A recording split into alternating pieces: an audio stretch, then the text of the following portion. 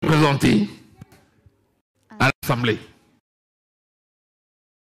Je m'appelle Mélissa Dilemba et j'ai 20 ans. Et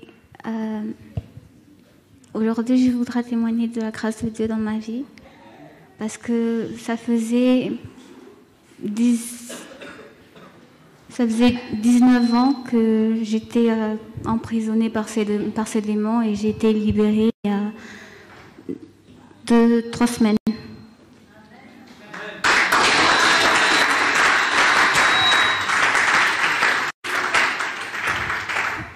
Donc je vais un petit peu expliquer le contexte. Alors moi...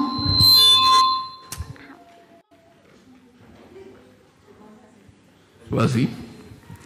Je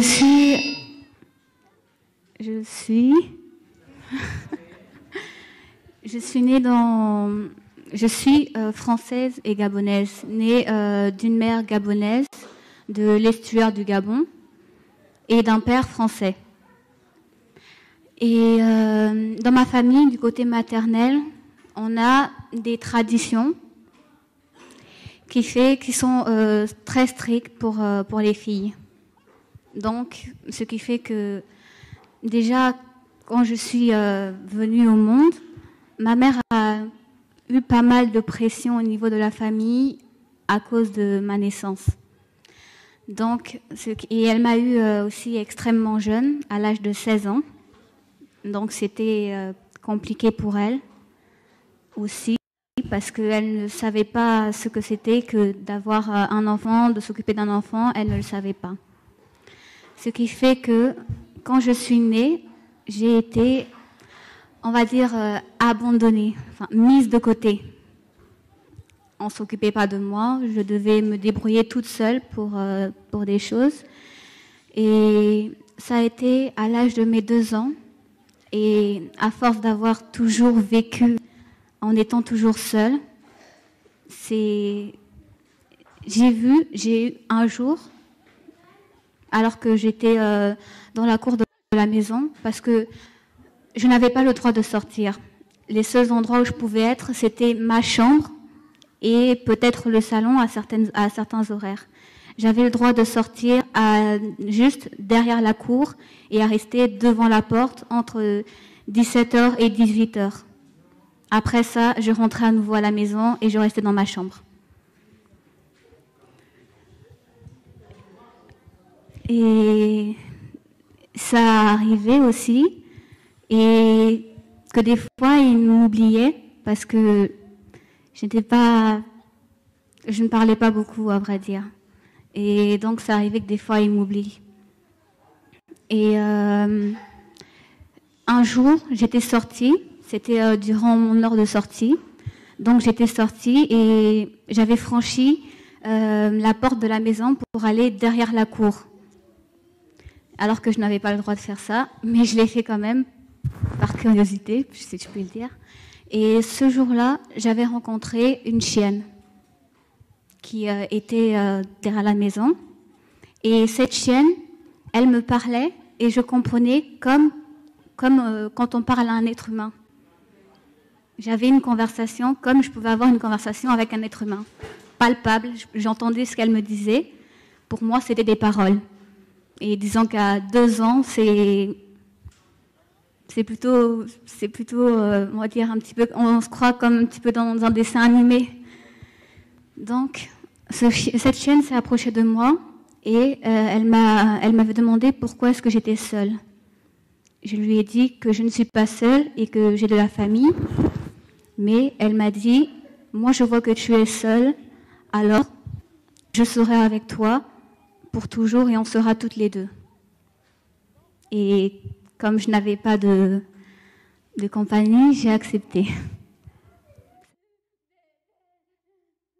J'ai accepté et donc à chaque fois que je sortais, donc entre 17h et 18h, quand je sortais, elle m'attendait toujours. Elle m'attendait toujours derrière la maison et je partais derrière la maison et on parlait ensemble, on jouait aussi. Et des fois, elle me nourrissait parce que comme on oubliait de me nourrir chez moi, Donc, ce qui fait que c'était elle qui me nourrissait. Après cela, j'ai commencé à constater qu'il y avait des choses qui n'allaient pas. Enfin, disons que maintenant, avec du recul, je constatais qu'il y avait des choses qui n'allaient pas parce que plus je passais du temps avec elle et plus j'étais influencée par elle. Je commençais à me comporter comme une chienne. Cela veut dire que j'ai eu du mal à marcher. Jusqu'à l'âge de mes 3 ans, je ne marchais toujours pas. Enfin, j'étais principalement à 4 pattes. Enfin, sur... Donc, et je ne parlais pas non plus. Pour m'exprimer, soit je grognais, ou alors je poussais des petits gémissements. Et à l'âge de 3 ans, c'est ma grand-mère qui a vu cette situation et qui a décidé de me prendre en main. Donc, elle a dû me réapprendre à marcher, à nouveau sur 2 jambes, et à utiliser mes cordes vocales pour pouvoir former des mots. Ça n'a pas été facile. Pour précision, la maman a 16 ans et selon les traditions, à 16 ans et seule, on n'a pas le droit d'enfanter. C'est-à-dire, la seule façon de survie, la maman, la seule façon de survie, c'est d'abandonner l'enfant. Faire en sorte que personne ne sache qu'elle a enfanté. Ce qui explique qu'elle était séquestrée et elle ne pouvait sortir qu'à un moment précis, de manière à ce que personne ne sache que cette maman-là a enfanté. Ce qui explique que jusqu'à 3 ans, elle soit dans cet état et la grand-mère va intervenir. Donc, ma grand-mère a intervenu et elle m'a poussée à commencer à être indépendante parce que comme je ne pouvais compter que sur moi-même, je devais être indépendante le plus rapidement possible. Ce qui fait 4 ans, 5 ans, j'ai commencé à préparer pour me nourrir moi-même. Oui. Et aussi pour mes vêtements, j'ai aussi dû apprendre à faire tout ça toute seule. Enfin, ma grand-mère était avec moi quand même pour me guider, pour me dire là tu fais bien, là tu fais mal, et pour que je puisse corriger. Donc c'est comme ça que j'ai commencé à me débrouiller toute seule. Mais je continuais quand même à avoir cette chienne, parce que on va dire un certain attachement s'était lié entre nous deux, enfin principalement entre moi. Je ne sais pas trop si c'est le cas pour cette chienne-là, parce que maman m'avait dit que cette chienne-là avait été possédée par un esprit de caïman et que ce caïman était passé par cette chienne pour pouvoir rentrer en moi et avoir un contact avec moi. Donc, à l'âge de 5 ans, j'ai perdu ma grand-mère. Elle est morte. Et cette chienne-là aussi est morte. C'est d'abord cette chienne-là elle est morte peu de temps après que ma grand-mère soit morte. Donc, ce qui fait que j'avais perdu, selon moi, mes 2 figures maternelles à l'âge de 5 ans. Donc, je me suis retrouvée toute seule. Et après avoir fait les traditions de funérailles, d'enterrement, je crois, oui. Donc, après ça a duré quand même pas mal de jours. Et après qu'on ait fait l'enterrement de la grand-mère, on a quitté le domaine familial. Et on a commencé à se rapprocher de la ville. Et ça a été à l'âge de 6 ans que je suis allée pour la première fois dans une école. Parce que comme je n'avais pas le droit de sortir, je n'avais pas non plus le droit d'aller à l'école. Et je n'avais pas non plus le droit de... Enfin, il ne fallait pas qu'on sache que j'existe. Donc, je suis allée pour la première fois dans une école. Et comme ma mère avait déjà, on va dire, elle avait déjà l'âge de pouvoir être mère. Donc, ce qui fait que j'ai pu faire le trajet entre la maison et l'école à la maison. Rien de plus. Une précision. Donc, à l'âge de 6 ans, la maman avait déjà 21 ans. Donc, elle était... Pour qu'on puisse comprendre aujourd'hui qu'elle puisse être mère. Et la première étape a été donc de sortir de cette cachette pour aller à l'école. Mais à cet instant-là, tu avais déjà rencontré ton papa ou pas? Oui, parce que je ne l'ai pas dit, mais à l'âge de 3 ans, j'ai eu un empoisonnement et ça m'avait pourri le côté gauche du poumon. Donc, il a fallu que je sois hospitalisée. Et ça a été après l'hospitalisation, qui a duré quand même un certain temps, que j'ai pu voir mon père pour la première fois. Parce que jusque-là, ça ne s'était pas encore fait. Et disons que dans ma famille, il est de tradition que les filles restent avec les mamans, pour que les mamans puissent leur apprendre les ficelles, enfin ce que c'est que d'être une femme et tout ça. Et ça, le papa ne peut pas le faire, c'est la maman qui doit le faire. Donc jusqu'à un certain âge, on devait rester avec la maman. Et papa, il était en déplacement, enfin pour du travail justement. Donc il pouvait pas, il savait que maman était enceinte et il savait aussi que j'allais naître, mais il ne savait pas quand et ni même à quelle heure. Donc quand il est venu me voir la première fois, je sortais de cette hospitalisation justement et j'avais 3 ans, j'allais vers mes 4 ans. Donc c'est là que je l'ai vu pour la première fois. Ton papa? Oui. Après ça maintenant, c'est l'étape de la scolarisation. Oui. Quand tu arrives maintenant à l'école, comment ça se passe à l'école? Quand je suis allée à l'école pour la première fois, j'étais contente parce que c'est la première fois que je sortais aussitôt de la maison. C'était, oui. Et je découvrais quelque chose de nouveau parce que généralement, tout ce que je voyais, c'était principalement le soleil qui se couchait. Quand j'étais petite, jusqu'à l'âge de mes 6 ans, tout ce que je voyais, c'était le soleil qui se couchait. J'avais jamais vu le soleil qui se levait. Et donc, le fait de se réveiller tôt le matin pour aller à l'école.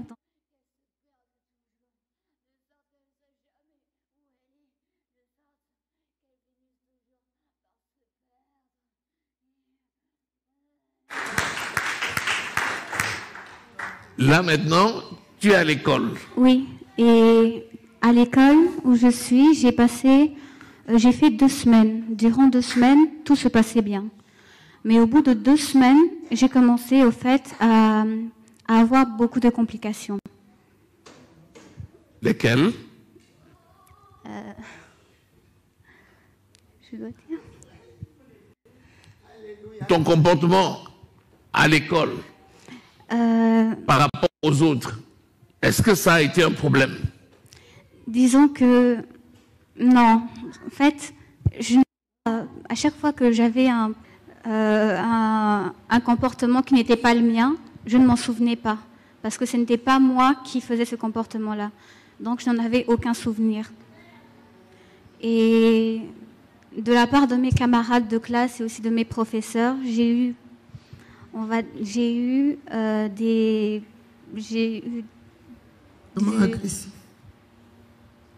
du harcèlement verbal et physique et aussi vécu du racisme de la part de mes professeurs qui me frappaient jusqu'à ce que je saigne. Donc je rentrais à la maison en saignant ou avec des poches de sang.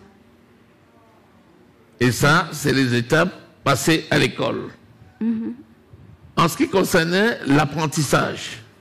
Pour l'apprentissage, le Seigneur m'a mis une capacité de comprendre les choses assez rapidement. Donc, ce qui fait que j'étais capable de travailler toute seule en autonomie.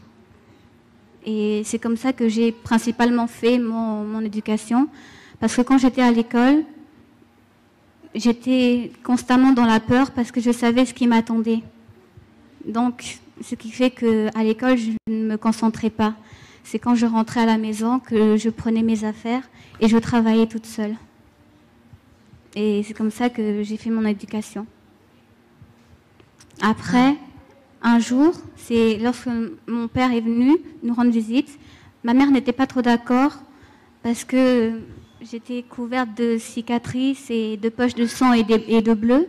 Donc, elle ne voulait pas que mon père me voie comme ça parce qu'elle connaissait déjà la réaction que mon père allait avoir. Alléluia. Et... Amen. Pour préciser, Amen. Pour préciser l'origine des cicatrices et des bleus.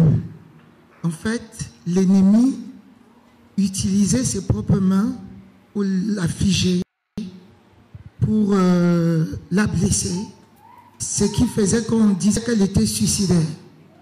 Pour couper ses veines. Si vous avez suivi la vidéo jusqu'à la fin, vous allez voir qu'il y a cet esprit-là qui utilisait et elle l'oubliait. À chaque fois qu'elle le faisait, elle disait que c'était pas elle. Et c'est vrai, c'était pas elle. Donc, elle était couverte de cicatrices parce qu'il y avait des plaies que l'ennemi prenait ses propres mains, utilisait le couteau pour la blesser. C'était ainsi, pour la flageller aussi.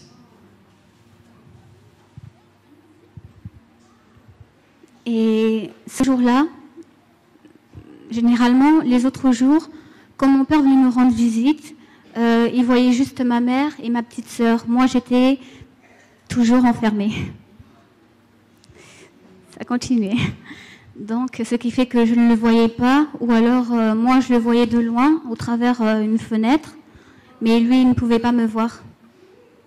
Et ce jour-là, spécialement, ça ne s'est pas passé comme ça. Mon père a absolument tenu à me voir, parce que chaque fois qu'il venait, maman disait toujours elle est malade, elle ne se sent pas bien, donc elle est en train de se reposer. Et donc ce jour-là, il a absolument tenu à me voir. Et lorsqu'il m'a vue, il s'est énervé en me voyant, en voyant dans quel état est-ce que j'étais. Il allait directement à l'école et il a menacé le directeur de mon école de me désinscrire tout de suite. Et donc j'ai été désinscrite sur le champ. Le lendemain matin, je n'allais plus dans cette école. Et le lendemain matin, justement, il est venu nous prendre, ma petite sœur et moi, et il nous a mis dans une nouvelle école. Et là, la réaction du papa a été une radiation immédiate. Elle a été radiée de l'école et le papa l'a enlevée de la famille maternelle et l'a amenée avec lui. C'est ça. Et tu t'es retrouvé avec le papa à Libreville. Oui. Voilà.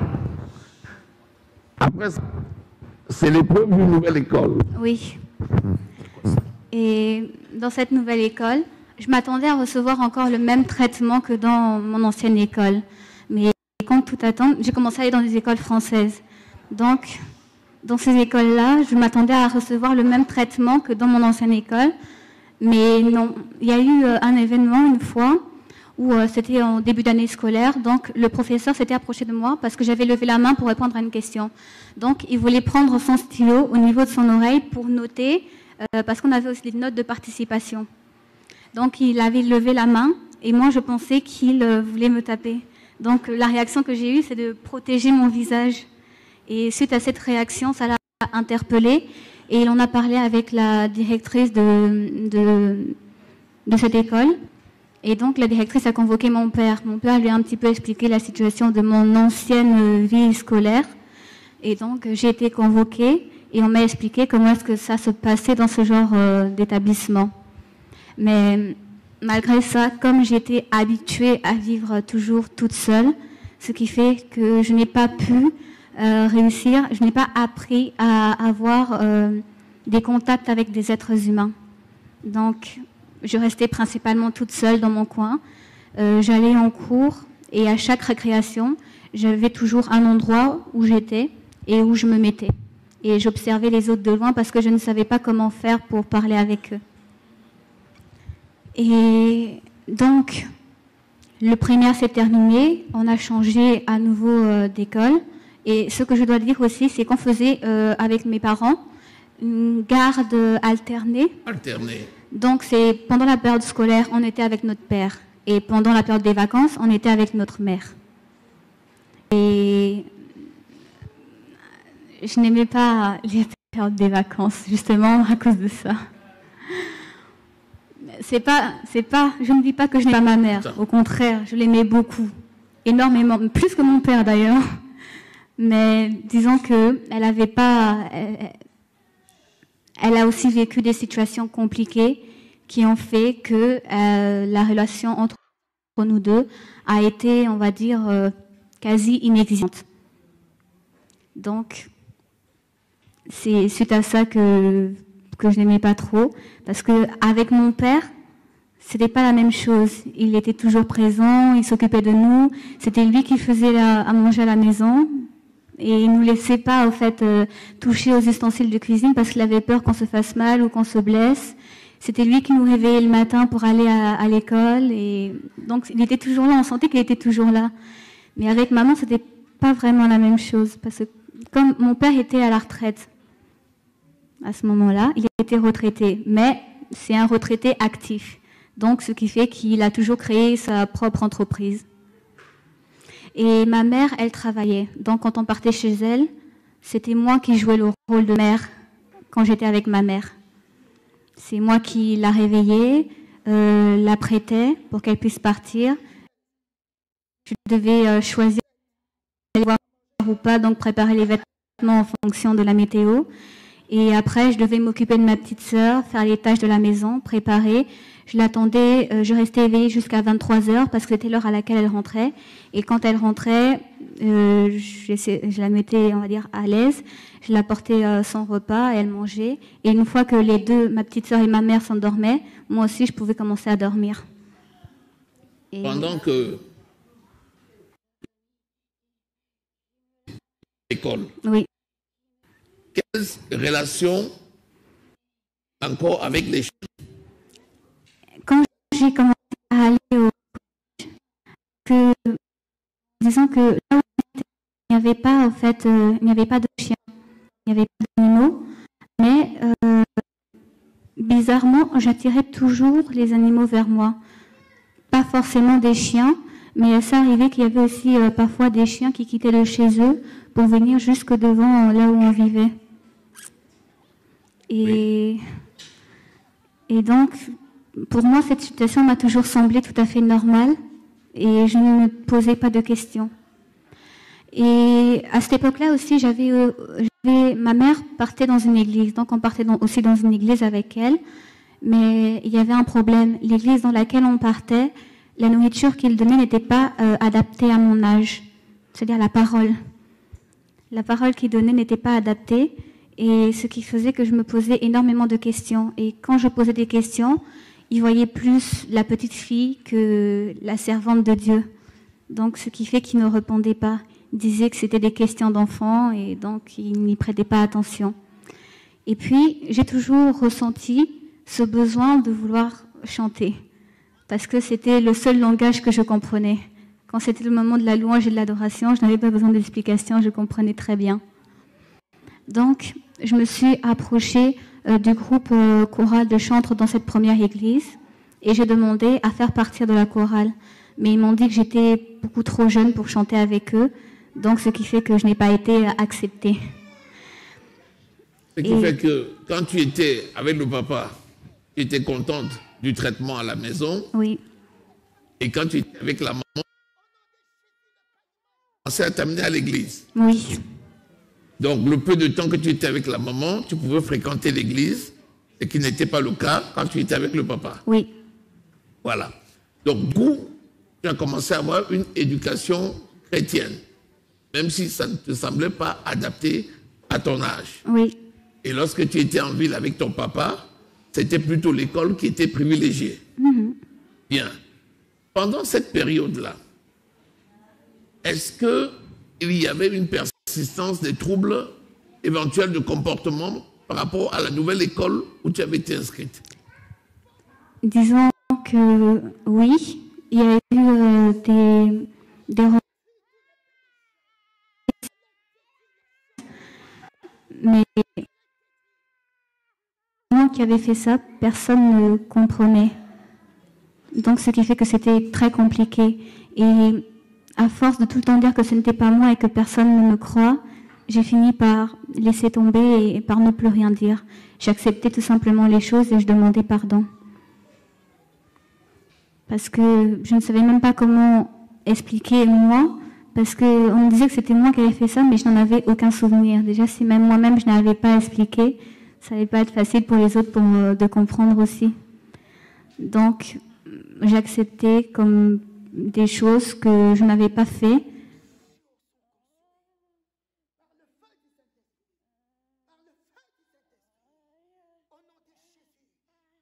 Avant ça, je suis rentrée, donc j'ai terminé mon primaire et je suis rentrée au collège. Et au collège, on a fréquenté une nouvelle église. Mais il y a toujours eu des difficultés au niveau de ma scolarité. Soit je tombais malade au point d'être hospitalisée, soit il y avait des blocages au niveau des papiers, au niveau de l'inscription de la scolarité. Donc, ce qui faisait que je commençais toujours en retard. Mais malgré ça, la capacité que l'Éternel a mis en moi d'apprendre et de comprendre était tout simplement merveilleuse. Donc, ce qui faisait que même si je commençais en retard, je n'étais jamais en retard.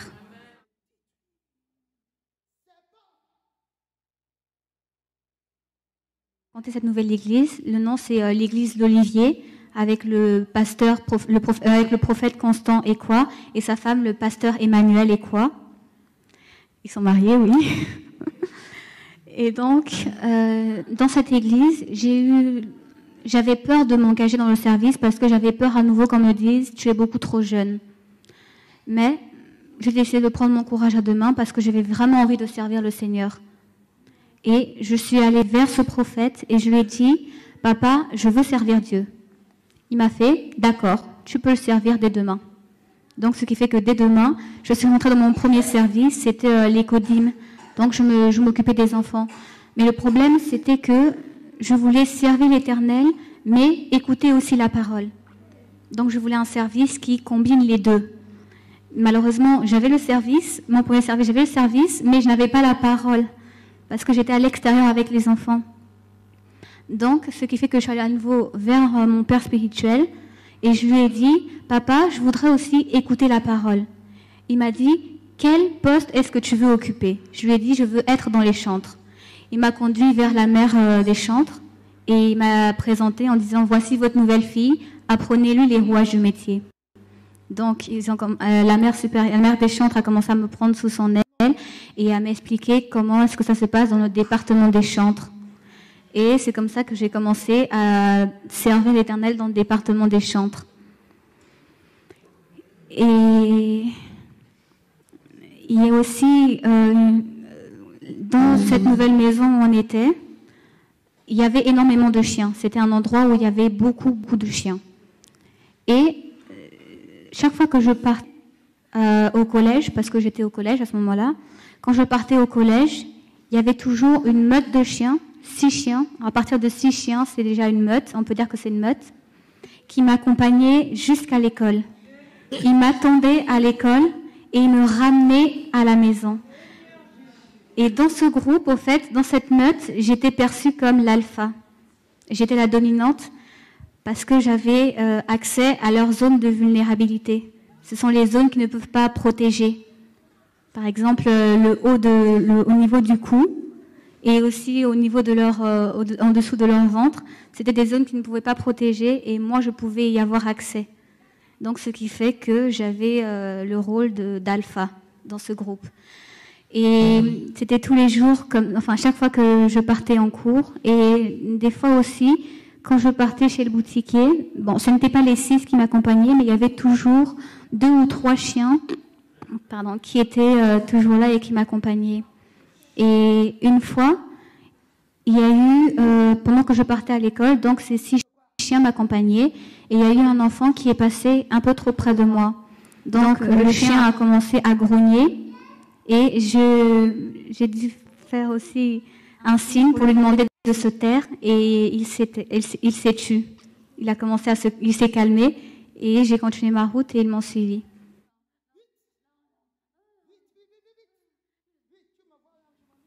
Pour des raisons scolaires. Une précision, alléluia, pour préciser ces étapes, amen, comme on a suivi sa grâce.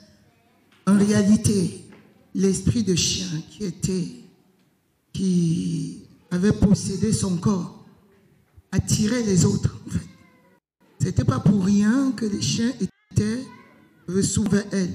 Comme elle écoutait leur langage, elle parlait avec eux, elle communiquait avec eux, elle avait cette capacité parce que, à cause de cet esprit qui était en elle, donc à cause de cet esprit, elle avait cette capacité d'écouter, de comprendre aussi.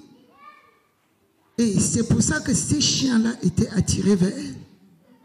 Elle était souvent accompagnée et à l'école, elle était isolée parce qu'elle se trouvait brutalement au milieu des personnes, au milieu des habitudes, au milieu des gens qu'elle n'avait pas l'habitude, avec qui elle n'avait pas l'habitude de communiquer, de communier. Or, elle avait l'habitude, dans son ancienne vie, de communier et de communiquer avec ces chiens. Or, tant qu'elle n'était pas délivrée, elle continuait à écouter jusqu'à dernièrement. Alléluia. Elle continue à entendre, à comprendre le langage du chien. Quand le chien aboie, elle sait exactement ce qu'il dit. Et Alléluia. aussi, Amen. par l'aboiement d'un chien, je pouvais dire si c'était un mâle ou une femelle, sa race et son âge. Oui. Alléluia. Maintenant, tu arrives en France. Avant ça, ce que je dois aussi dire, c'est parler au fait du travail qui a commencé à se faire dans l'église où j'étais, l'église Olivier. Parce que lorsque j'ai commencé à servir le Seigneur, j'ai aussi ressenti ce désir qui était de plus en plus fort de vouloir le connaître. Donc j'étais de plus en plus curieuse et Papa Constant m'a dit que si je veux connaître le Seigneur, je dois passer par sa parole. Donc j'ai commencé à méditer sa parole, j'ai commencé à voir les choses qui plaisaient à Dieu parce que je voulais lui plaire. J'ai commencé à voir les choses qu'il aimait, les choses qu'il n'aimait pas. Et je commençais à aller contre justement ces voix-là parce que j'entendais cette voix. Il y avait 20 esprits en moi, mais il y avait 7 voix que j'entendais qui me parlaient et qui utilisaient mon corps pour pouvoir faire des actes que je n'avais pas envie de faire.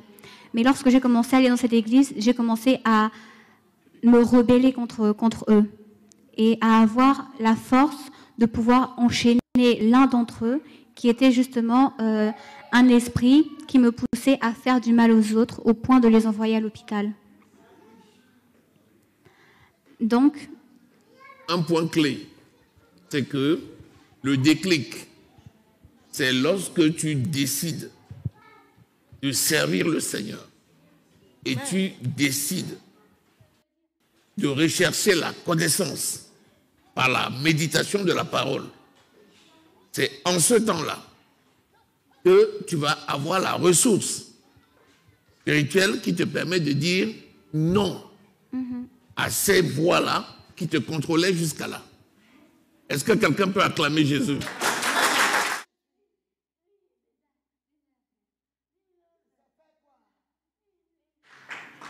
Continue. et ça a été très compliqué parce que à chaque fois pour les contrôler, ça me demandait énormément d'énergie, mais je n'avais plus envie d'être contrôlée par ces voix-là. Alors je me battais tous les jours et je savais que l'Éternel était avec moi et qu'un jour il m'accorderait ma guérison totale. Parce que un jour, le prophète a prononcé ces mots qui sont dans la Bible. Si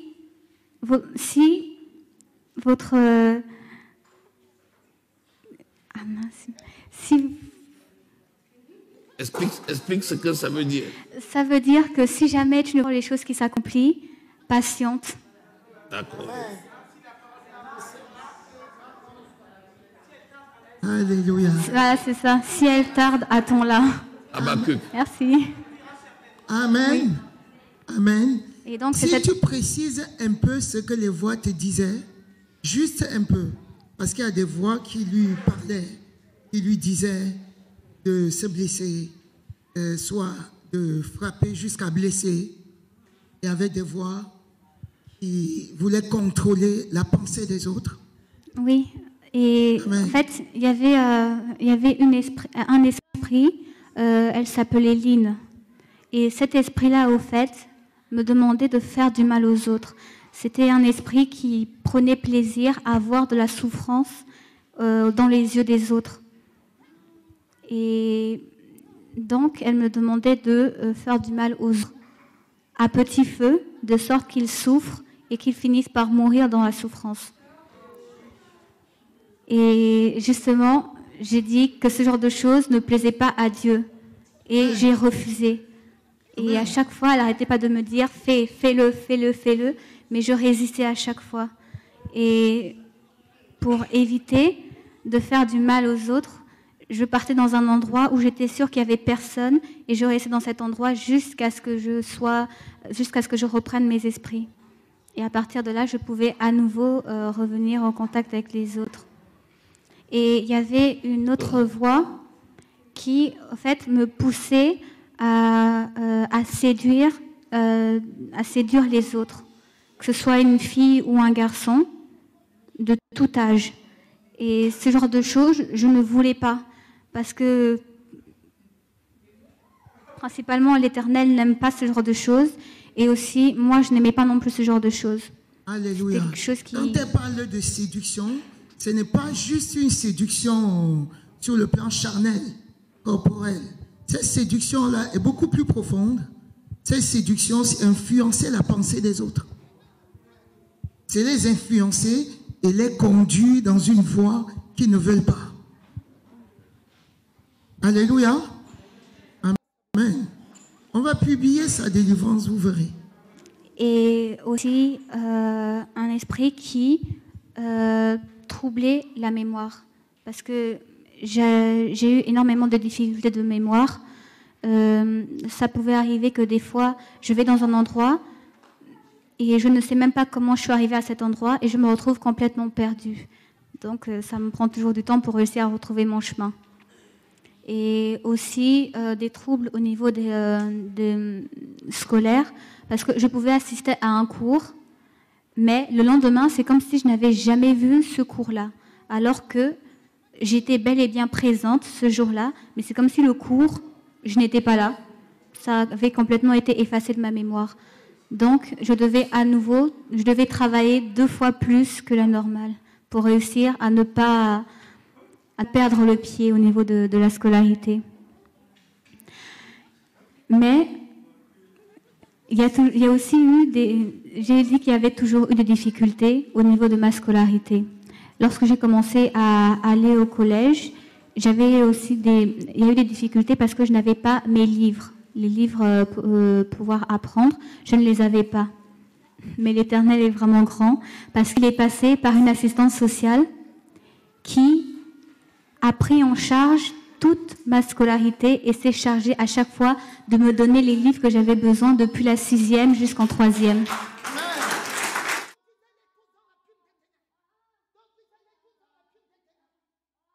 Elle me demandait toujours si j'avais tout le matériel possible. Quand je disais qu'il me manquait un truc, le lendemain, je l'avais. Alléluia. Vous voyez que un esprit malin ne peut jamais être là pour te faire du bien. Le diable n'est pas l'ami de quelqu'un. Le diable est l'ennemi.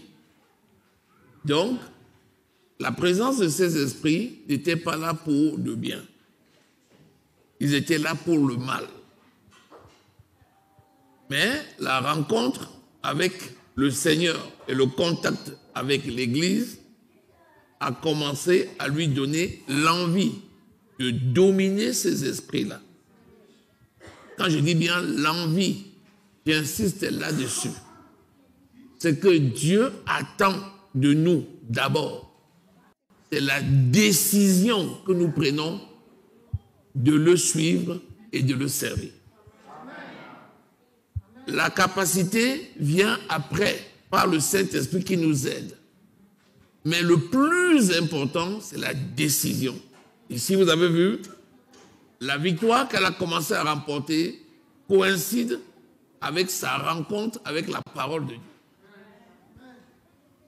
Maintenant, pour des raisons scolaires, Tu es parti du Gabon et tu arrives en France. Oui.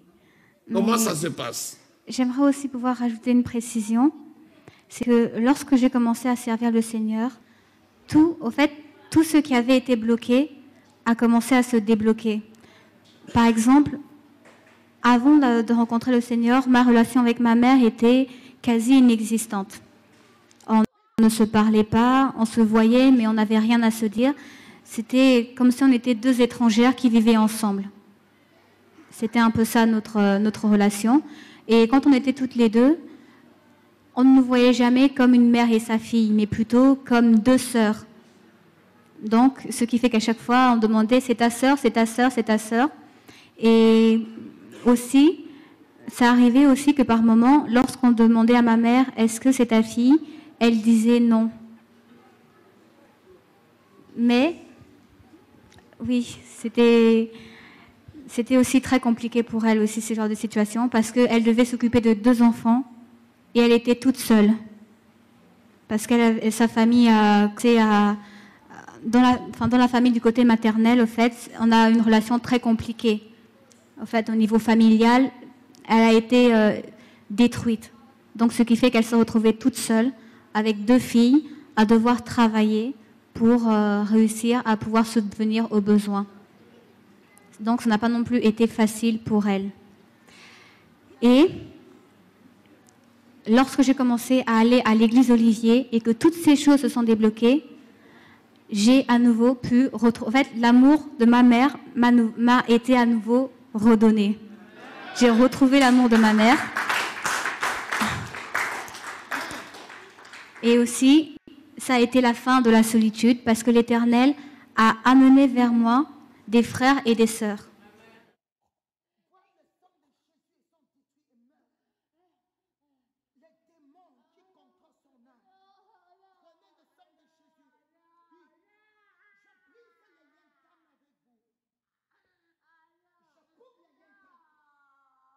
L'Éternel m'entourait à nouveau. Donc, il cherchait à tout prix à pouvoir faire en sorte que ce soit les autres qui me rejettent au travers de mon comportement, parce que moi, je n'avais plus envie de rejeter les autres. Parce qu'avant, c'était moi qui les rejetais, parce que je ne savais pas comment faire pour me comporter avec eux. Mais lorsque le Seigneur a commencé à m'entourer de ces personnes, j'ai accepté. Parce que la Bible dit, il n'est pas bon pour un homme de demeurer seul. Donc, ils ont commencé à influencer mon comportement, à me rendre comme une folle. De sorte que les autres, au fait, me voient comme une personne folle, une personne déséquilibrée dans sa tête. Alléluia. Ce point est très important. C'est pourquoi l'isolement est un piège grave. Elle a dit, il n'est pas bien pour l'homme d'être seul. Toute personne qui se retrouve isolée, c'est quelqu'un qui est vulnérable.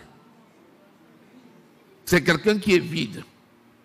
La seule chose qui peut être expliquée, c'est quand par la force de l'esprit, on a besoin de prendre une retraite spirituelle où tu fais le vide parce que tu veux méditer la parole pour évoluer. C'est la seule situation où l'isolement devient important, mais le Saint-Esprit comble tout le vide. Mais quand il n'y a rien de spirituel et tu vois quelqu'un qui est seul dans son coin, c'est une proie pour le diable. C'est une porte d'entrée par laquelle l'ennemi vient pour s'accaparer cette personne.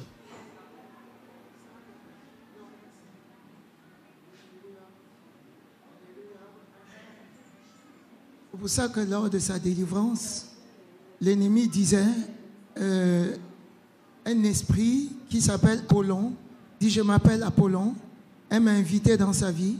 Il dit comment elle était invitée dans sa vie? Il dit par l'isolement. Elle était seule. Je suis venu. J'ai dit, je lui ai parlé, elle m'a répondu, elle m'a accepté. Il dit elle était seule. Je suis venu me proposer. Vous comprenez? La solitude. Je lui dis à quel moment Elle dit, elle n'était pas encore avec votre Dieu. Vous comprenez? Elle n'était pas encore avec votre Dieu, donc elle m'a invité. Je lui parlais, elle me répond. Tu peux dire quelque chose en plus là-dessus? Alléluia. Non, maman. Non, tu as tout dit. Amen. On est en France maintenant. Alléluia. Donc, j'arrive en France et je suis dans un endroit que je ne connais pas, mais aussi où je n'ai pas de maison spirituelle, parce que je viens d'arriver. Et la première chose qui me vient à l'esprit, c'est de trouver une maison spirituelle, une église.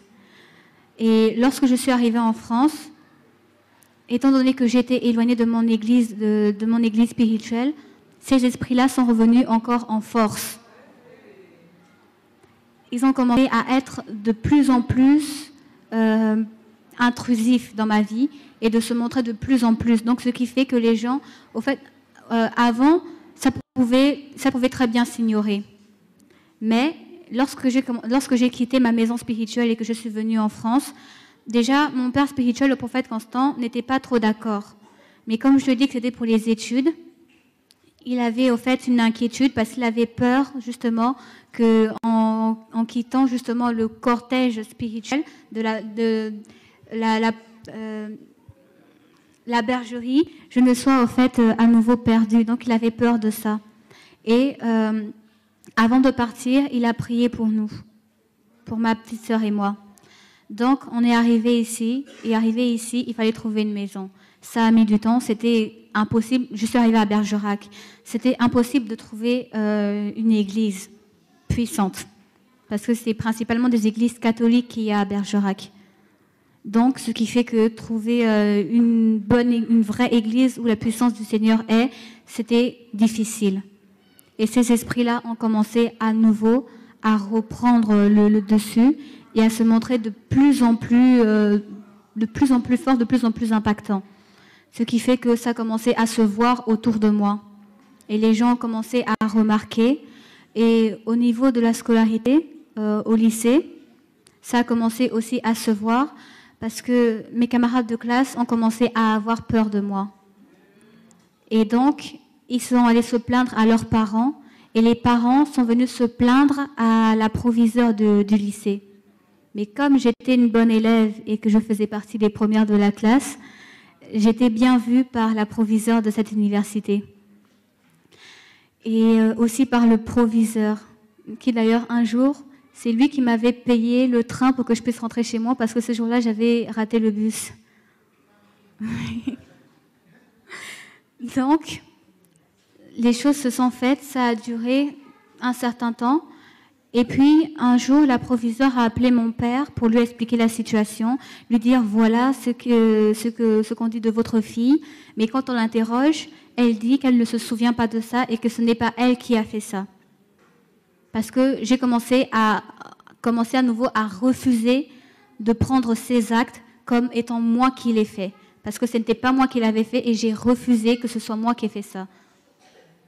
Donc, j'arrêtais pas de dire, même si on ne me comprenait pas, je n'arrêtais pas de dire, ce n'est pas moi qui ai fait ça, ce n'est pas moi qui ai fait ça. Et mon père est venu à la maison et il m'a dit, est-ce que tu as un problème? Est-ce que tu veux qu'on en parle?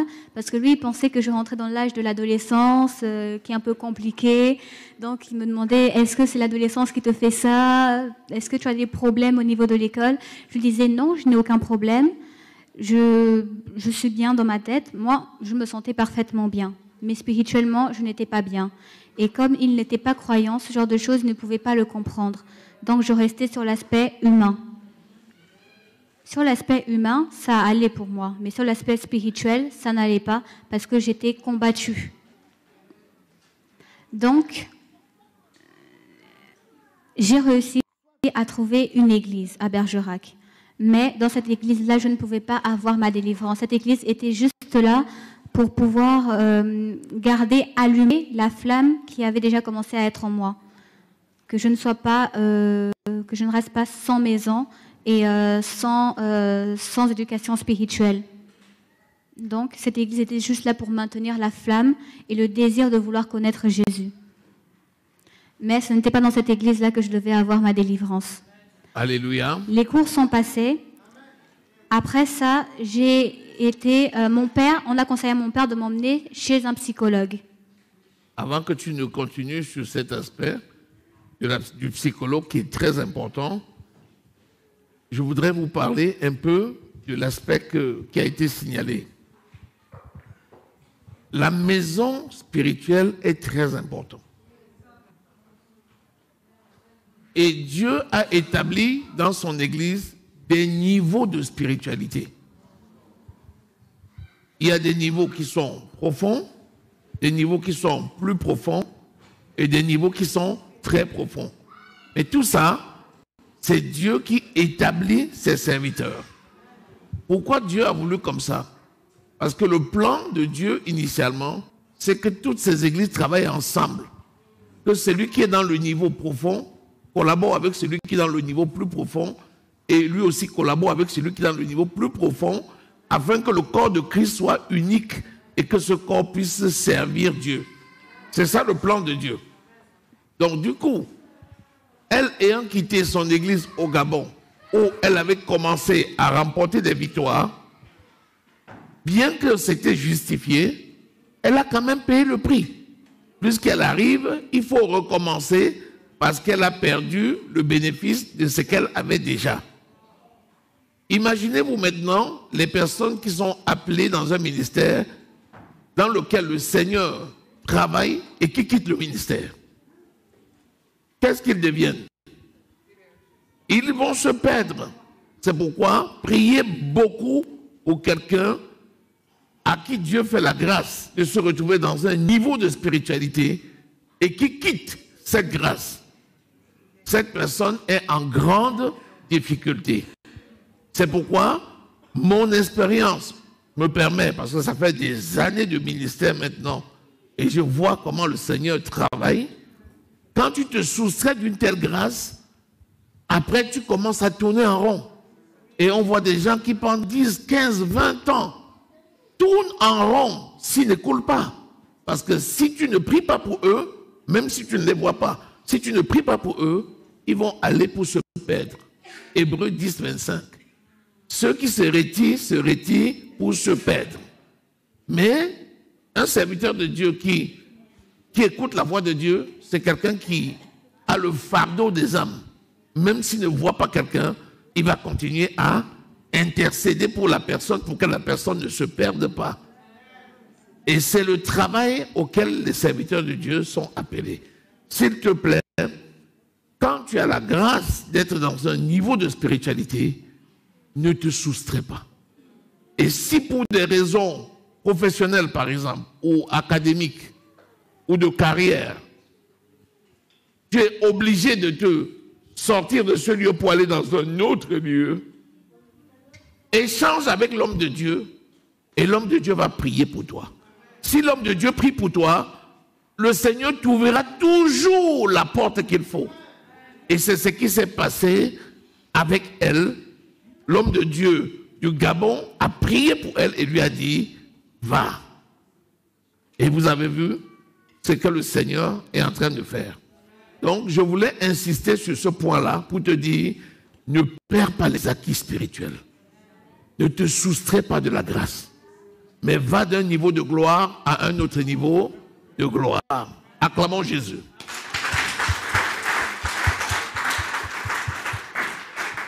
Maintenant, tu es à l'école, les parents sont impliqués et puis on te met maintenant en contact avec le psychologue parce qu'on estime que tu as besoin d'un accompagnement. Continue. Oui. Donc, on suggère à mon père de m'emmener chez un psychologue.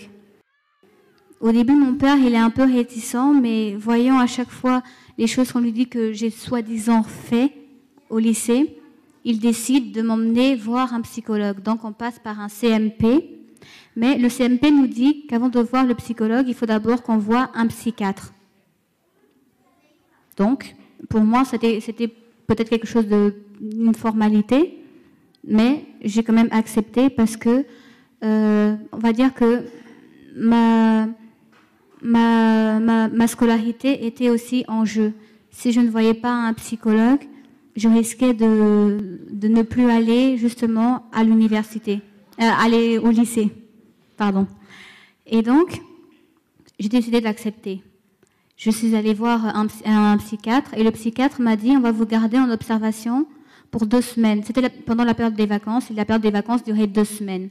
Donc, j'ai accepté pour 2 semaines seulement parce que je reprenais les cours et je lui ai dit moi dans 2 semaines je reprends les cours alors je veux être sortie dans 2 semaines.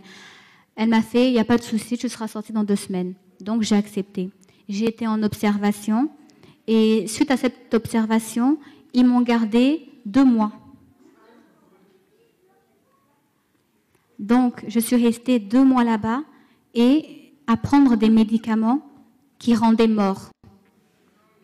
En fait, ces médicaments agissaient sur le psychisme. C'était des neuroleptiques. Donc, ça agissait sur le neurone et le psychisme de l'être humain, le rendant mort. Parce que ça te casse tellement que tu n'as qu'une seule envie, c'est de rester au lit matin et soir. Tu ne te lèves pas. Donc, une vie de prière, je n'en avais plus à cause de ces médicaments. Une vie de méditation, je n'en avais plus tellement j'étais fatiguée, je n'arrivais pas à me concentrer. J'ai commencé à en avoir assez de cette situation. J'ai dit, ça ne peut pas être possible. Je suis enfant de Dieu, je dois prier, je dois avoir une vie de prière et une vie de méditation. Donc, j'ai commencé à me rebeller contre ces médicaments. Mais comme j'étais obligée de les prendre, il y avait toujours une voix qui me disait « Ne prends pas ces médicaments, ne prends pas ces médicaments ». Un jour, j'ai décidé de l'écouter.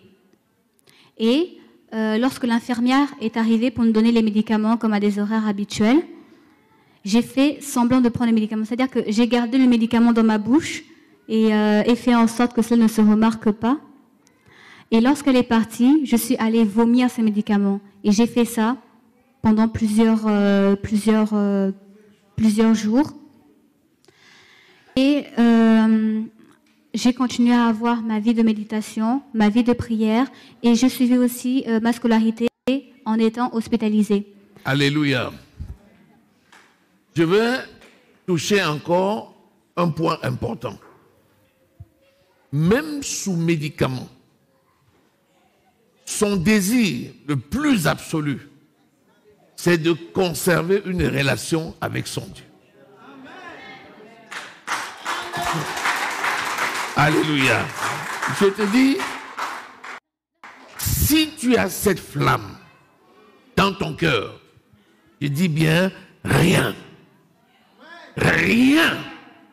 ne peut te dépasser. Parce que l'ami fidèle était là pour lui parler. Et la voix dont elle parle, c'est le Maître Saint-Esprit. Alléluia. Et comme l'Esprit de Dieu vient pour te convaincre, ce n'est pas un homme qui parle, ce n'est pas un infirmier qui lui a dit, ce n'est pas quelqu'un qui lui a dit, ne prends pas les médicaments. C'est l'Esprit lui-même qui a dit, même comme elle continue à prendre, l'Esprit l'a convaincue qu'elle ne devait pas le prendre, et c'est comme ça qu'elle n'a pas pris. Est-ce que tu peux acclamer Jésus?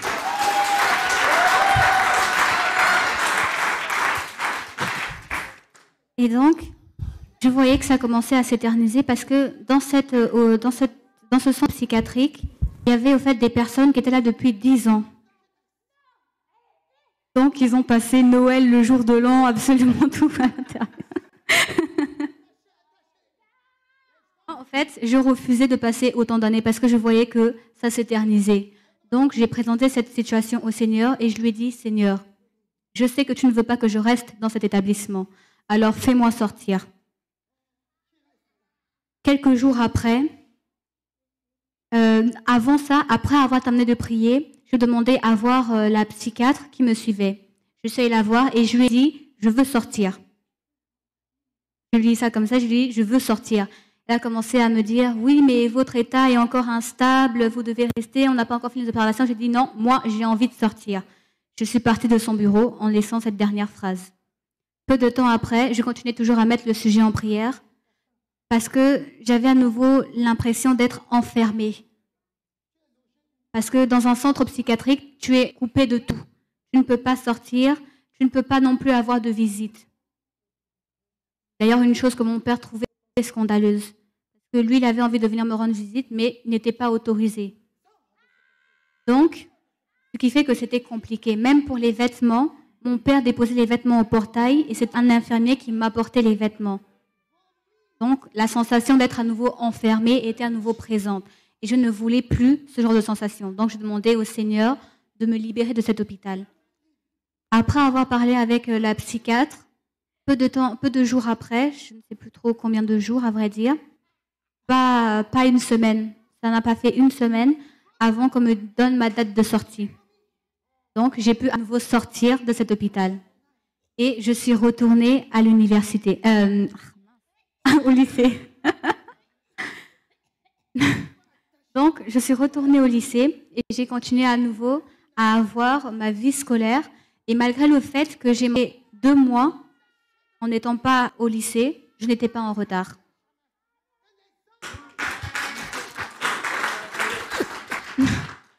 Alléluia. Ah, ce matin, je suis béni. Je ne sais pas si tu es béni. Vraiment, acclame Jésus. Acclame Jésus. Acclame le roi des rois et le Seigneur des seigneurs. Alléluia. Écoutez l'Esprit parler. Elle dit, j'ai dit à cette situation, non. Puis j'ai dit à l'Éternel, sors-moi de ce lieu. Oh, Yabacha.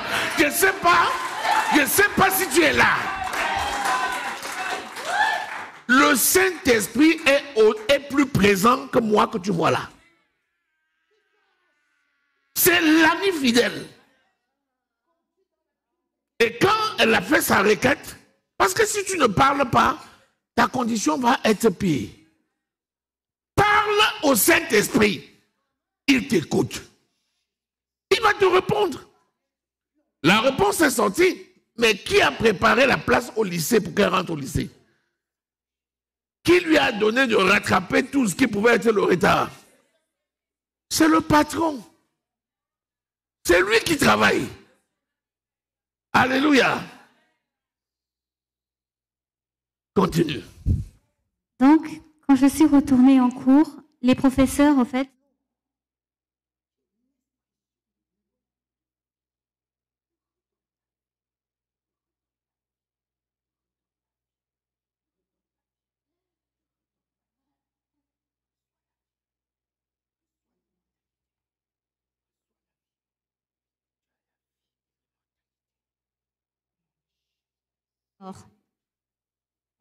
donc, n'ayant pas eu le choix, j'ai pris l'ordonnance et mon père allait acheter les médicaments.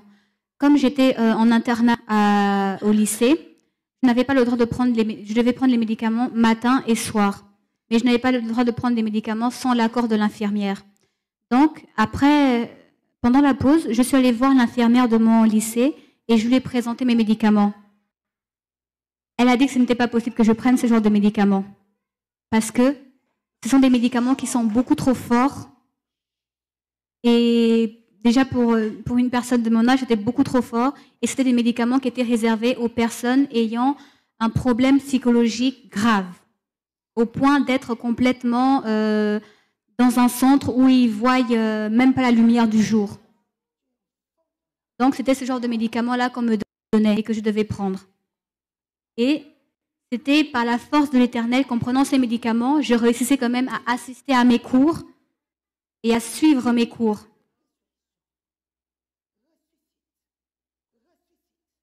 Donc, l'infirmière a demandé le numéro de ma psychiatre, parce qu'à ce moment-là, je ne voyais pas encore une psychologue. Donc, elle a demandé le numéro de ma psychiatre pour l'appeler et demander à ce qu'on me change de traitement. Mais chaque fois qu'elle appelait, l'appel n'aboutissait pas, ça ne répondait pas ou alors ça bloquait. Donc, après un certain temps, je commençais à voir la situation, ça me fatiguait. Ça me fatiguait énormément et ça me posait problème. Donc, j'ai à nouveau dit stop. J'en ai marre. Et j'ai décidé de ne plus prendre ces médicaments. J'ai d'abord fait en cachette parce que mon père, au fait, surveillait les médicaments. Donc, il surveillait que je les prenne ou que je ne les prenne pas. je sais qu'une fois, j'ai fait 2 semaines sans les prendre et il vérifiait à chaque fois le flacon que je prenais. Il disait, ça fait 2 semaines, je me dis que tu prends les médicaments et le flacon n'a toujours pas changé. Donc, ce que je faisais, je prenais la quantité qu'il fallait, je mettais dans un verre, je secouais, je faisais au fait semblant de prendre le médicament, mais je le versais dans l'évier. Et je faisais comme si je l'avais pris. Et comme c'était un médicament qui était très amer, je faisais des grimaces pour montrer que je l'ai pris et que c'est très amer. Ça marchait en tout cas. Donc, j'ai fait ça pendant plusieurs temps et le flacon se vidait parce que je faisais semblant de... Je prenais le liquide, mais je ne le buvais pas. Donc le flacon se vidait et mon père ne voyait pas la supercherie. Ça a duré un moment et on m'a mis en contact avec une psychologue. Parce que lorsque j'ai fait ma demande, on m'a dit que pour voir une psychologue, il fallait attendre des mois et des mois et des mois. Moi, j'ai fait 1 semaine. Au bout d'1 semaine, j'ai pu voir une psychologue. Et Dieu m'a fait grâce que la psychologue que j'ai vue ne me voyait pas comme une personne déséquilibrée. Elle me voyait comme un être humain tout à fait normal, qui a parfaitement conscience de soi. Et j'ai parlé à cette psychologue, je lui ai dit que je n'ai plus envie de prendre ces médicaments et que je n'ai plus envie de voir la psychiatre parce que c'était elle qui me procurait ces médicaments-là. Malheureusement, elle ne pouvait rien faire à ce domaine-là. Donc, j'ai présenté ce domaine à l'Éternel, je lui ai dit, Père, tu vois ma situation, tu vois dans quel état est-ce que ces médicaments-là me rendent au point que je n'arrive plus à avoir une bonne vie de prière avec toi. Parce que même aller à l'église, c'était compliqué à cause de ces médicaments-là. Ça me fatiguait. J'avais du mal à me lever, j'avais des sensations de vertige, des envies de vomir. C'était les effets secondaires du médicament. Ce qui fait que pour aller à l'église, ce n'était pas facile. Donc, j'ai mis cette situation entre les mains du Seigneur, je lui ai présenté ça, j'ai prié pour ça. Et un jour, quand je partais pour à nouveau voir la psychiatre, quand je suis arrivée, on m'a dit que la psychiatre ne travaillait plus là. Enfin, celle qui me suivait ne travaillait plus là parce que son dossier a été bloqué. Son dossier de travail a été bloqué, donc elle ne pouvait plus venir travailler. Et donc, comme elle ne pouvait plus venir travailler, le traitement ne pouvait plus être renouvelé.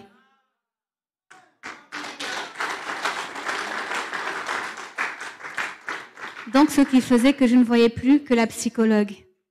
Et avec la psychologue, j'ai dit que j'ai envie d'arrêter les médicaments. Elle m'a encouragée à les arrêter. Donc, je les ai arrêtés définitivement. Je suis allée voir mon père, je lui ai dit, papa, je n'ai plus envie de prendre ces médicaments parce que tu vois dans quel état que ça me met et je n'aime pas ça. Il m'a dit, il n'y a pas de souci, tu peux arrêter de les prendre si tu veux. Alors que c'est lui qui m'incitait à les prendre au départ. Donc, j'ai arrêté de les prendre et je partais voir la psychologue.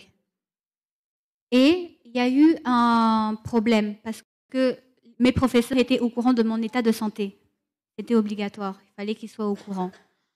Donc, il y a eu un des professeurs qui a commencé à faire courir une mauvaise rumeur sur mon état de santé. Ce qui a encore plus poussé l'administration scolaire à me déscolariser.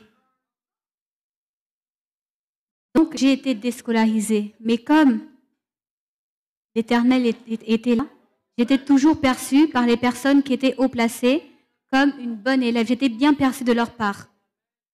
Et donc, ce qui fait que même en n'allant pas à l'université, la principale de cette université a décidé de me prendre en charge.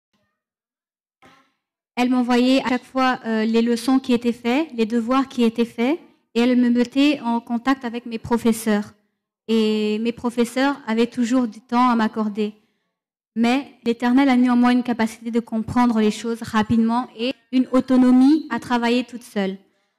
Donc, j'ai dit, ce n'est pas grave. Une école, c'est juste un endroit où on va pour apprendre. Apprendre, on peut aussi apprendre toute seule en étant chez soi. Lorsqu'on est dans la rue, dans la vie quotidienne, on apprend sans cesse. On n'a pas forcément... L'école, c'est juste l'endroit. Mais l'apprentissage se fait à tout endroit. Donc, j'ai décidé, je me suis dit, c'est pas grave. Je n'ai pas d'école, ce n'est pas grave. J'ai des professeurs qui sont là pour m'expliquer au cas où j'ai un blocage. Je peux très bien travailler chez moi toute seule. Donc, j'ai commencé à me faire des cours toute seule. Je demandais bien sûr aux professeurs de me donner les thèmes sur lesquels ils travaillaient à l'école. Et moi, je les travaillais toute seule à la maison. Je leur demandais de m'envoyer des devoirs, ils me les envoyaient et je leur renvoyais ça. Et ils me faisaient quand même un dossier scolaire parce que pour passer en classe supérieure, il me fallait quand même un dossier scolaire. Sans ça, je ne pouvais pas passer le bac et je ne pouvais pas non plus aller en école supérieure. Donc, ils se sont mis en contradiction en fait avec le règlement académique pour que je puisse avoir un dossier scolaire me permettant de passer en classe supérieure. Et comme l'Éternel est grand, j'ai réussi mes 3 années avec 15 de moyenne.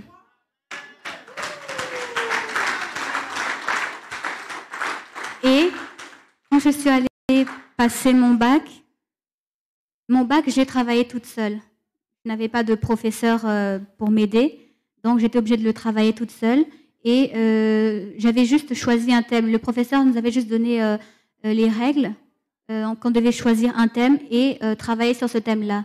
Mais mes camarades de classe, comme ils allaient en cours et qu'ils avaient le professeur pouvait leur dire là tu peux faire comme ça, là tu peux faire comme ci.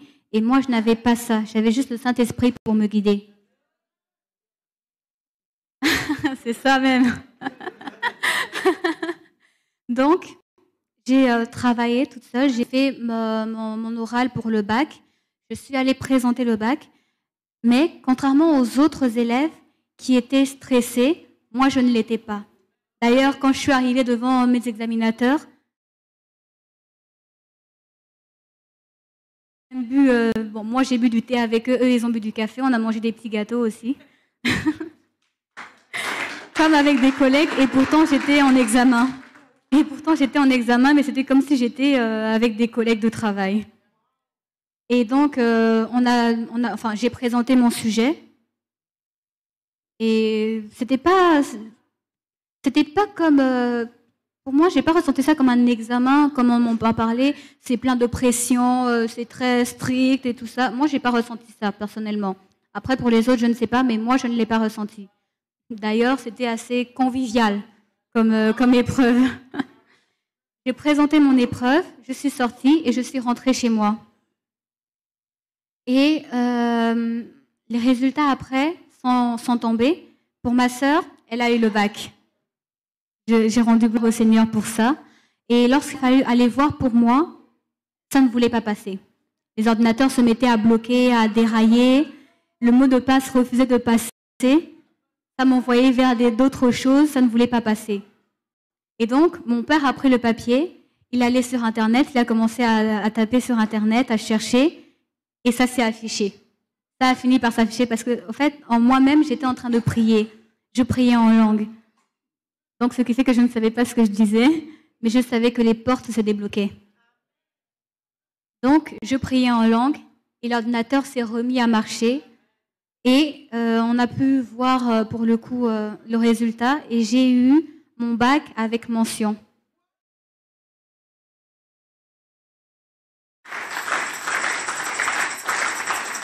Alléluia. Alléluia. C'est formidable. Maintenant, il faut aller à l'université. Comment ça s'est passé? Après avoir eu mon bac, il a fallu chercher une université. Bon, le site qu'on utilise, nous les élèves, c'est Parcoursup. Je ne sais pas si certains connaissent. Ah. Donc, c'est Parcoursup. Et j'ai fait une demande un peu partout. Mon père, en fait, il avait pour projet que ma sœur et moi, on soit pris à Bordeaux. Parce que c'était le plus proche de Bergerac. Donc, il voulait qu'on soit pris à Bordeaux.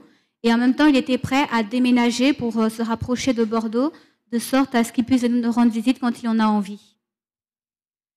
Donc, lui, ce qu'il voulait, c'est qu'on soit prises toutes les deux à Bordeaux. Et aussi, à Bordeaux, devait se poursuivre, en fait, ma suivi médical psychologique.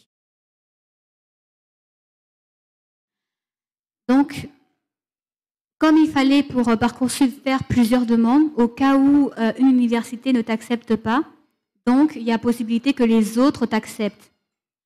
Donc j'ai fait une demande un peu partout en France, là où se trouvaient tous les universités pouvant conduire à un BUT de génie civil et construction durable. Donc j'ai fait ma demande, j'ai fait les demandes et après il a fallu attendre. On a attendu. Ma sœur a eu 4 réponses d'université. Elle a eu 4 réponses d'université, dont celle de Bordeaux, celui qu'elle voulait. Et moi aussi, je voulais celui de Bordeaux, parce que comme ma sœur était là-bas, je ne voulais pas aller ailleurs parce que je me serais retrouvée à nouveau toute seule. Donc, je demandais à Dieu, Seigneur, accorde-moi aussi l'université de Bordeaux, comme ça je serai avec ma petite sœur et je ne serai pas toute seule là-bas. Je mettais ça en prière, je mettais ce sujet en prière. Mais la volonté de Dieu n'est pas la volonté des hommes. Ça, c'est encore prouvé. Parce que au moment des résultats, la seule université qui a répondu, c'était celle de Dijon, à savoir Auxerre. C'était Auxerre-Dijon.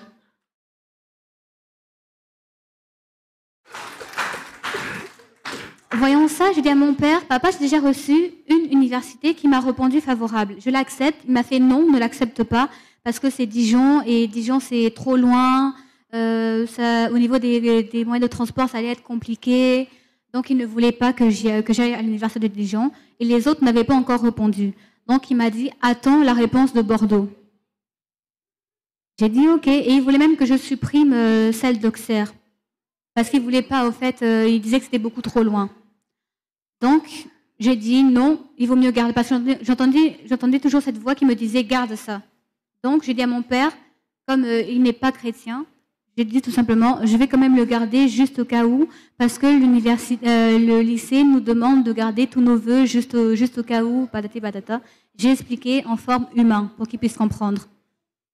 Donc, j'ai attendu et le lendemain, lorsque je suis retournée sur Parcoursup, toutes les autres universités avaient refusé, il restait juste Auxerre. Donc,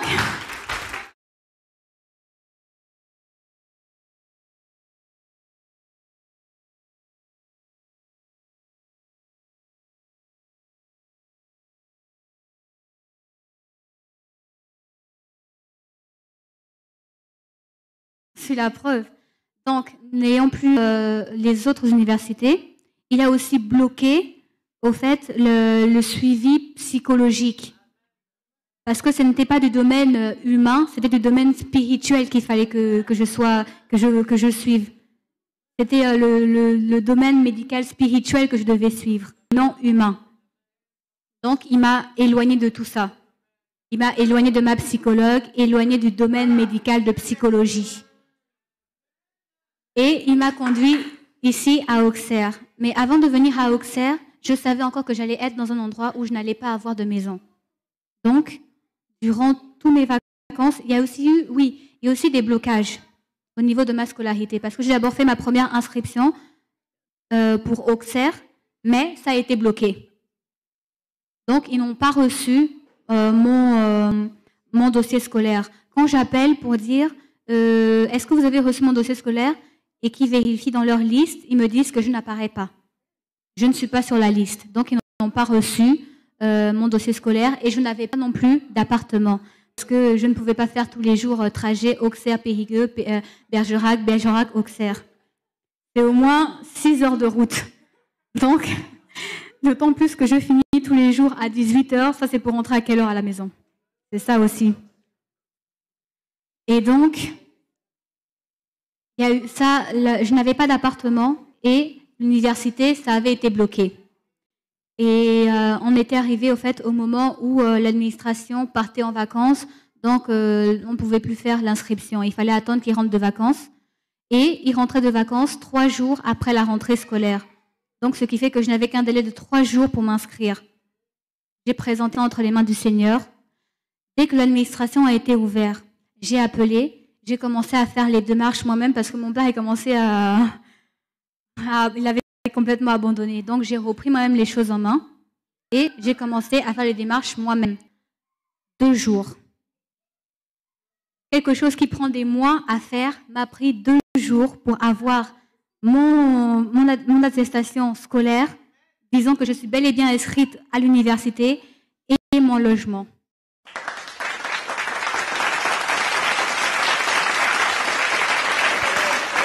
Parce que mon père pensait que j'allais arriver en retard et que j'allais encore à nouveau suivre les cours, que j'allais avoir les cours en retard.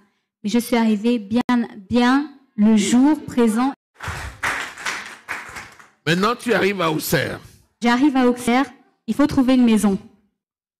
Donc, je mets ce sujet en prière. Le premier dimanche, je suis arrivée un vendredi. Et le vendredi, quand je suis arrivée, la première chose que j'ai eue, c'était de trouver une église. Donc, j'ai commencé à dire à mon père, papa, je veux trouver une église. Et comme mon père a été touché, au fait, même par un païen, l'Éternel passe. Parce Amen. que mon père est païen, mais il nous emmène quand même à l'église et il nous autorise à aller à l'église. Amen. Et même, au contraire, il est très content quand je lui dis que je vais chanter à l'église. Même chaque dimanche, il me dit, alors, tu as bien chanté? Je lui dis, oui, j'ai bien chanté. Et même maintenant, quand il m'appelle, il me dit, parce qu'il sait que chaque dimanche, je vais à l'église. Donc, il me dit, et l'église, ça se passe bien? Je lui dis, oui, ça se passe bien. Il me demande, tu as chanté? J'ai dit, oui, j'ai chanté. Donc, arrivé ici, la première chose que j'ai demandé à mon père, c'était de trouver une église. Donc, on a essayé de parcourir un peu dans Bergerac, mais comme on est arrivé, on était fatigués, on a fait plusieurs heures de route. Donc, on n'avait pas trop la tête à chercher. Et quand on est arrivé, il y avait aussi énormément de travaux. Donc, il y avait des routes barrées. Et comme mon père connaissait le Auxerre d'il y a 40-50 ans, ce qui fait que quand il est arrivé, il s'est aussi un petit peu perdu. Et vendredi, j'ai vu sur Google Maps qu'il y avait 2 églises. Une CEP et l'église du Seigneur Jésus-Christ, cette église. Je ne savais pas laquelle choisir. Donc, le premier dimanche que j'ai passé à Auxerre, je n'ai pas pu venir parce que j'ai eu des empêchements. Parce que, en fait, ces esprits-là me mettaient à chaque fois des empêchements et des responsabilités qui font que ça me bloquait. Donc, ce jour-là, je n'ai pas pu venir. J'ai dit, bon, c'est pas grave, ce sera pour dimanche prochain. Samedi soir, j'étais toujours en prière parce que je ne savais pas quelle église j'allais choisir. Je demandais à chaque fois, Seigneur, dans quelle église est-ce que tu voudrais que je te serve? Et dans quelle église est-ce que tu voudrais que je sois épanouie spirituellement pour ta gloire? Je n'arrêtais pas de faire cette prière, de faire cette prière, de faire cette prière. Et puis, samedi soir, ma petite sœur m'appelle et elle me dit, Mélissa, j'ai trouvé une église pour toi. J'ai dit, oui, je sais, moi j'ai 2 églises, mais je ne sais pas laquelle choisir. Elle me dit, va dans l'église du Seigneur Jésus-Christ.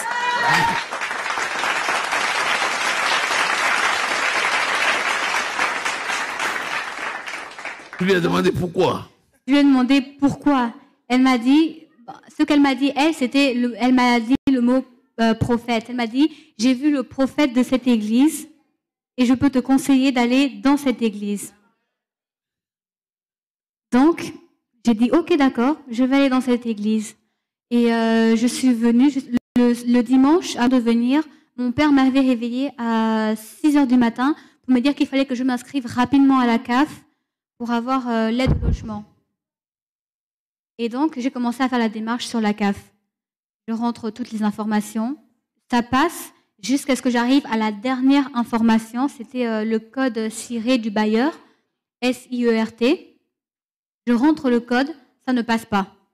Je recommence encore, ça ne passe pas. J'efface tout. Je remarque chiffre après chiffre. Je regarde bien si je me suis trompée ou pas. J'appelle mon père pour lui demander si le code que j'ai, il est bon ou pas. Il me dit que le code est bon. Je rentre les chiffres, ça ne marche toujours pas. Au bout d'un moment, l'ordinateur s'éteint et je n'avais pas sauvegardé. Obligée de recommencer. Donc, j'ai recommencé et je voyais que l'heure commençait à passer. À chaque fois, ça bloquait, l'heure passait. Et j'entendais toujours plus l'heure passait, j'entendais une voix qui me disait « va à l'église ». Plus l'heure passait, plus la voix devenait de plus en plus forte. Donc, j'ai décidé de laisser. À un moment, j'ai dit « l'heure est arrivée, je vais finir par être en retard si je ne pars pas ».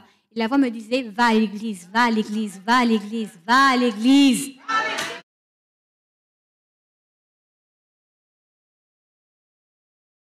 Donc, comme ça commençait à être insistant, au point qu'on ne pouvait même plus ignorer, j'ai décidé de laisser tomber. J'ai fermé mon ordinateur, j'ai pris mon vélo pour venir le plus rapidement possible parce qu'à pied, c'est quand même, je ne connaissais pas encore. Donc, j'ai pris le risque de me perdre parce que je ne connaissais pas l'endroit. Mais je suis quand même venue et je suis arrivée. Pendant le trajet, je me suis dit qu'il fallait que je m'assoie à l'arrière parce que comme c'est le premier jour, je voulais être en observation. Mais une fois de plus, cette voix-là s'est fait entendre et a dit « tu t'assois devant, tu vas devant ». C'est ça plutôt qu'elle a dit « tu vas devant ». Comment est-ce que je vais arriver? Comment est-ce que je vais aller devant? Je viens d'arriver dans cette église. Il vaut mieux que je sois en observation. Cette voix me disait va devant. Quand je suis arrivée au niveau du portail, la voix disait va devant, va devant, va devant, va devant. Quand je suis entrée dans l'église, va devant, va devant. Je commençais à passer à l'arrière, va devant. Donc, je n'ai pas eu le choix. En fait, j'avais déjà remarqué une place, donc je l'ai laissé tomber la place. Je suis venue m'asseoir devant.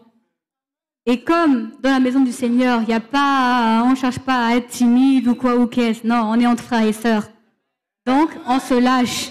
Parce qu'on est dans la présence de Dieu.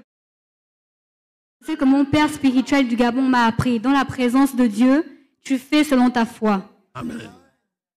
Parce que l'Éternel est présent. Et je ne crois pas que si le président rentre ici, je ne crois pas qu'on restera dans la timidité. Forcément, on va se lever pour accueillir. On va être content de voir le président.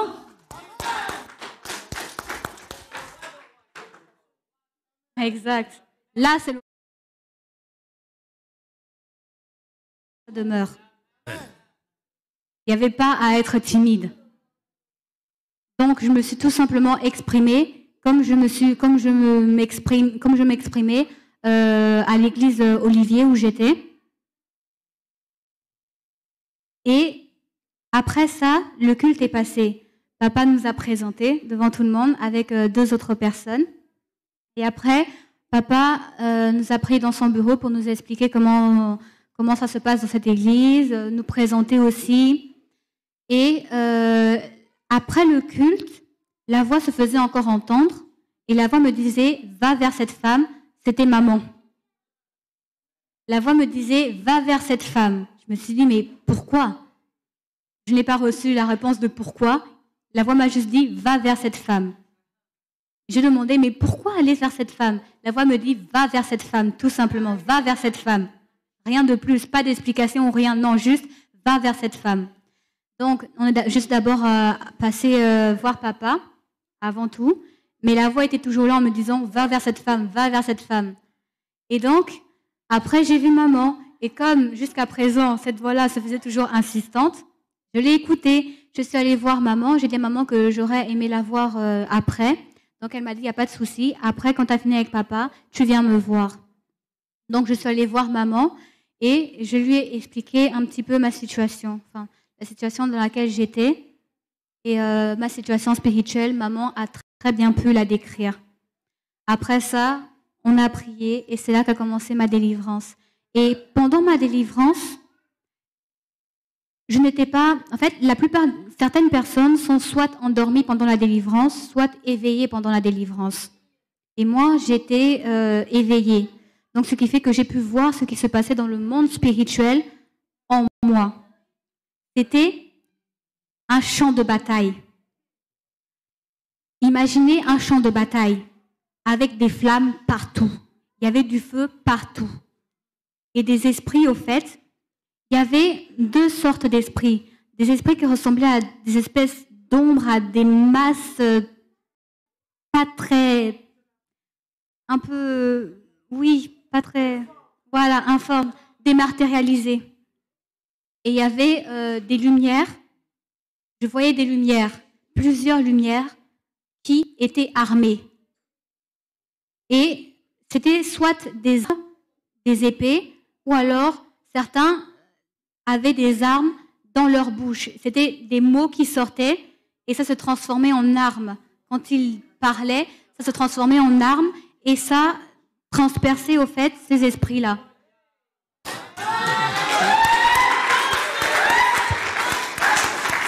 Donc, je voyais ça mais je ne pouvais pas intervenir. J'étais en incapacité d'intervenir. Tout ce que je voyais ça comme quand on est au cinéma. Et je ressentais juste une présence, une main posée derrière mon dos et qui me disait rien. Elle était juste posée derrière mon dos et elle m'a dit, tout d'abord, regarde.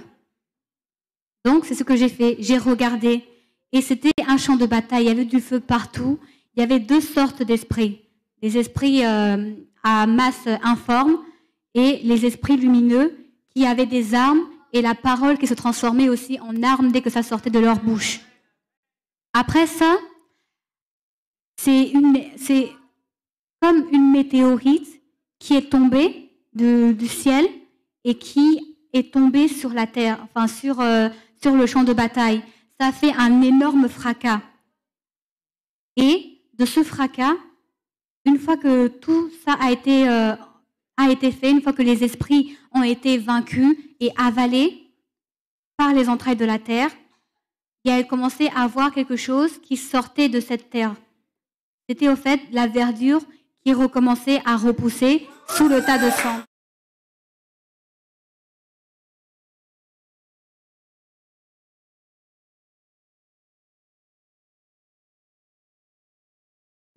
J'ai été remis dans un sommeil et la délivrance a continué.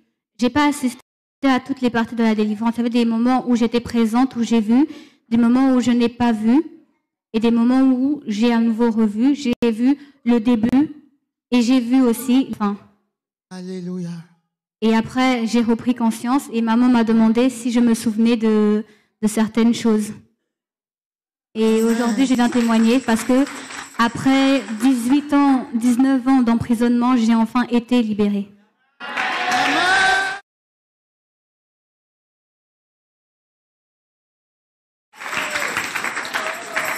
Alléluia. Ce météorite dont elle parle, c'est l'Esprit de Dieu, quand je disais que la puissance du Saint-Esprit prenne la place de tous ces esprits qui se disaient ses parents. Au départ, il me disait, mais nous étions là avant vous, mais pas lui. N'amène pas quand même ton Saint-Esprit. J'ai dit que l'Esprit de Dieu prenne la place. Et ce météorite-là qu'elle a dit, c'est le Saint-Esprit qui est venu reprendre la place. Et ça a refleuri. Alléluia. Amen. Amen.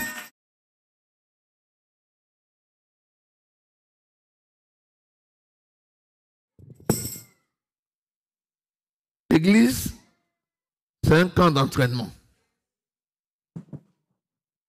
Et nos alliés, les anges, sont de loin plus nombreux que les démons. Quand tu as la grâce que Dieu ouvre tes yeux et que tu vois le Seigneur combattre pour toi, il te dit que ta vie ne sera plus jamais la même.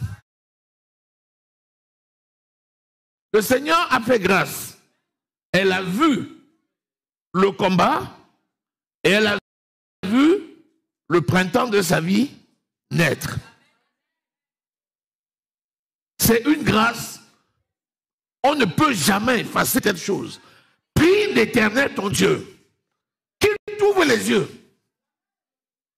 que tu vois un peu ce qui se passe dans le règne du spirituel.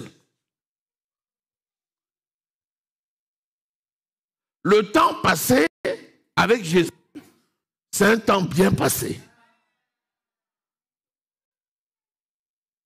Le combat que nous menons n'est pas charnel. C'est un combat qui est spirituel, puissant. Par la vertu de Dieu. Pour faire quoi? Renverser les forteresses. 2 Corinthiens 10:4. Les armes avec lesquelles nous combattons ne sont pas charnelles, mais elles sont puissantes par la vertu de Dieu pour renverser les forteresses. Nous renversons les raisonnements et toute hauteur qui se dresse contre la connaissance de Dieu et nous amenons les esprits captifs à l'obéissance de Christ. C'est pourquoi elle voyait les masses informes qui combattaient, et elle voyait des masses lumineuses avec des flammes de feu, et la parole se transforme en flèche. L'épée de l'esprit qui est la parole de... Si la foi de quelqu'un est élevée ce matin, lève la main.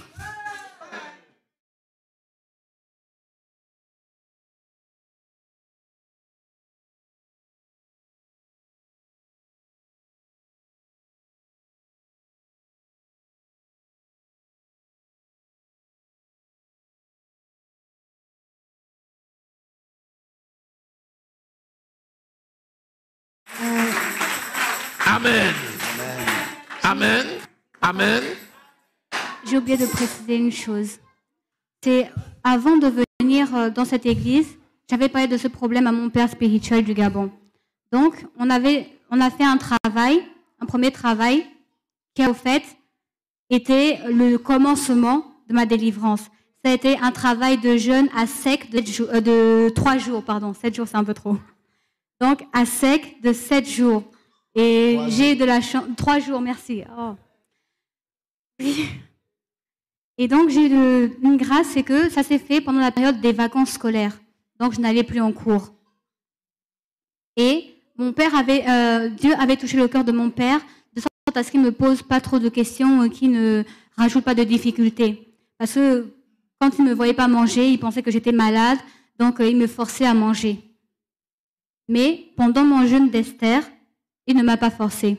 Donc, j'ai passé mon jeûne d'Esther à prier à des horaires fixes sur le même sujet, à méditer aussi sur la parole en restant principalement dans ma chambre. Bon, après, je sortais un petit peu de ma chambre pour aller principalement dans ma chambre durant ces 3 jours de jeûne d'Esther. Au bout des 3 jours, il fallait au fait qu'il y ait une imposition des mains pour que la victoire soit complète. J'avais déjà la victoire, mais il fallait la compléter. Et c'est ici que ma victoire a été complète.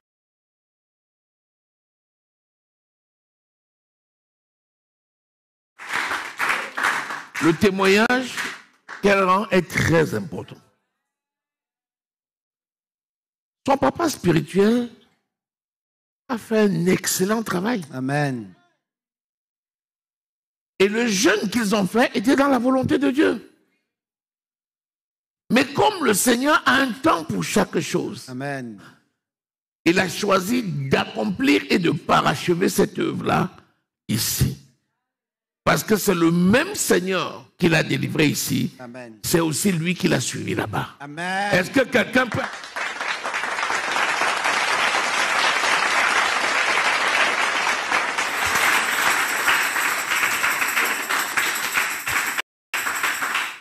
Donc, son papa là-bas doit être heureux.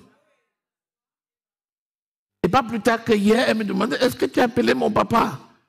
Je lui disais, ma fille, reste tranquille. L'heure du Seigneur vient. Quand ça sera nécessaire, je vais appeler. Et voici que le temps est accompli. Quand tu appelles un frère, un ami, c'est pour lui donner les bonnes nouvelles. Amen. Hein? C'est pour lui donner les bonnes nouvelles. Et c'est ce que nous allons nous atteler à faire au nom de Jésus. Que Dieu te bénisse. Fais de la parole de Dieu vraiment le standard de ta vie et continue à servir l'Éternel des armées. Amen.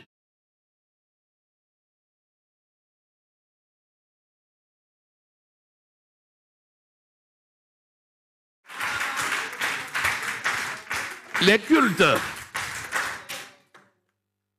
ne sont pas toujours les mêmes. Parce qu'ici, il y a un patron qui officie. C'est le Saint-Esprit. Aujourd'hui, ça se fait d'une manière. Les semaines d'après, ça se fait d'une autre manière. Il n'y a pas de